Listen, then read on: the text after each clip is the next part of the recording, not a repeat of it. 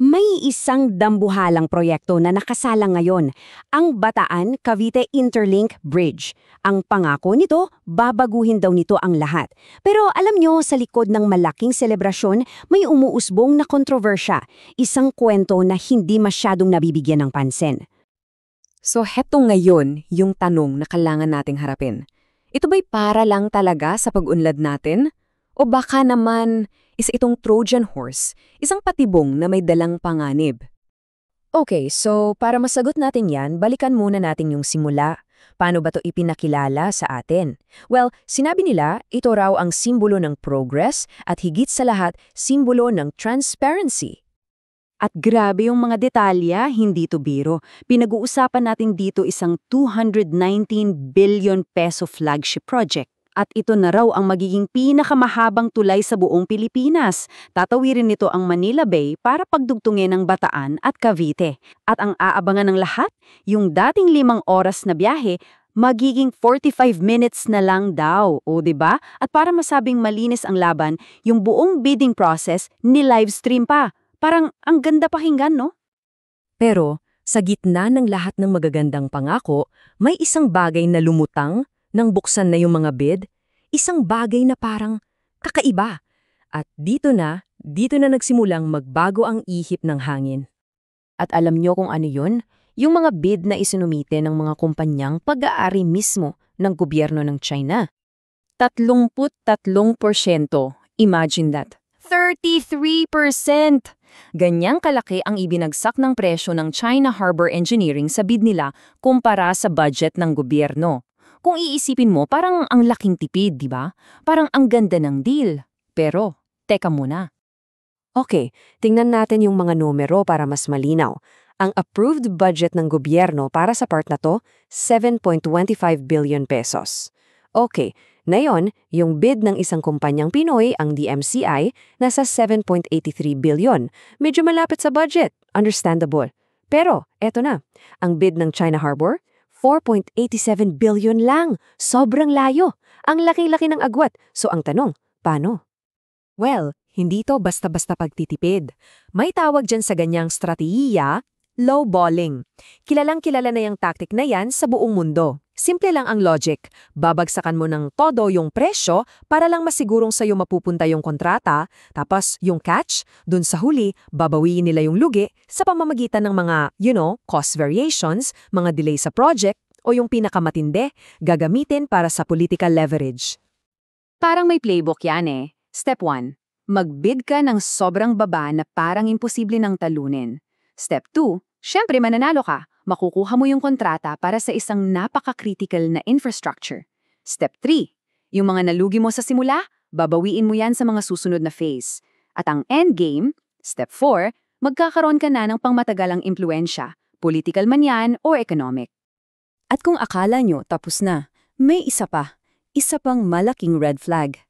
Itong frontrunner na China Harbor, pag-aari pala to ng isang kumpanya na blacklist na dati ng World Bank. Yes, you heard that right. World Bank mismo.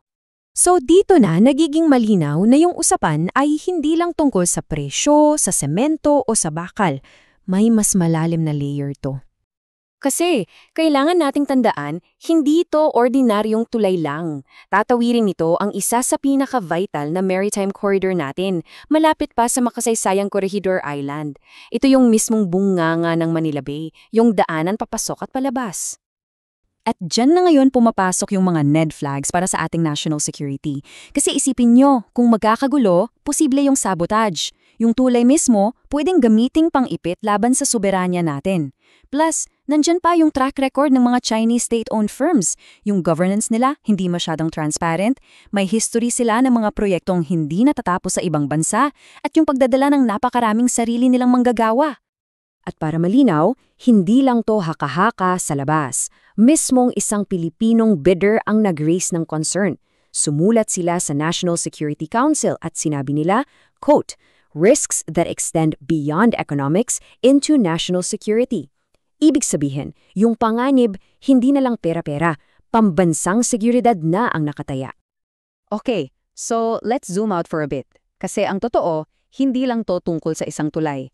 Para maintindihan natin yung buong picture, kailangan nating tingnan yung mas malaking konteksto. Nangyayari kasi ang lahat ng ito sa gitna ng tumitinding tensyon dito sa ating rehiyon. At yung timing, sobrang surreal kung iisipin mo. Lalo na kung ikukumpara mo sa mga nangyayari, ilang daang milya lang mula sa ating mga baybayin. At dito mo makikita yung parang double game ng Beijing.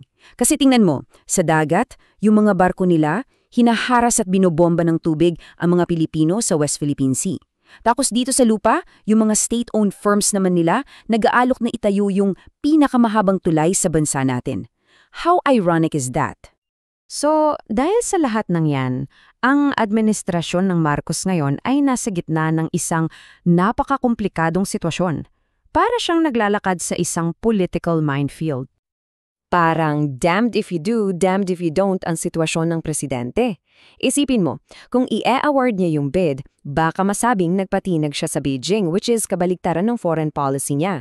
Kung ibablock naman niya yung bid, baka maakusahan siya ng diskriminasyon at posibleng may diplomatic backlash pa mula sa China.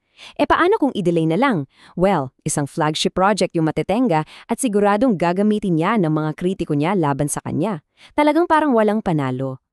At yan ang nagdadala sa atin sa pinakapuso ng buong usapin na to, yung pagpili sa pagitan ng progreso, ng konkreto at ng ating soberanya. Kaya heto ang manaking tanong.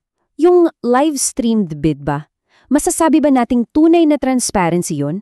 Kung yung mismong mga rules ay hinahayaan ang mga kumpanyang may, questionable track record na sila pa yung manalo? Dahil ang totoo, ang issue dito ay hindi na lang tungkol sa kung sino yung mas mura o kung sino yung mas mabilis magtayo. Kaya naman sa huli, sa banggaan ng konkreto at ng soberanya, ano kaya ang magiging presyo kung sakaling magkamali tayo ng desisyon?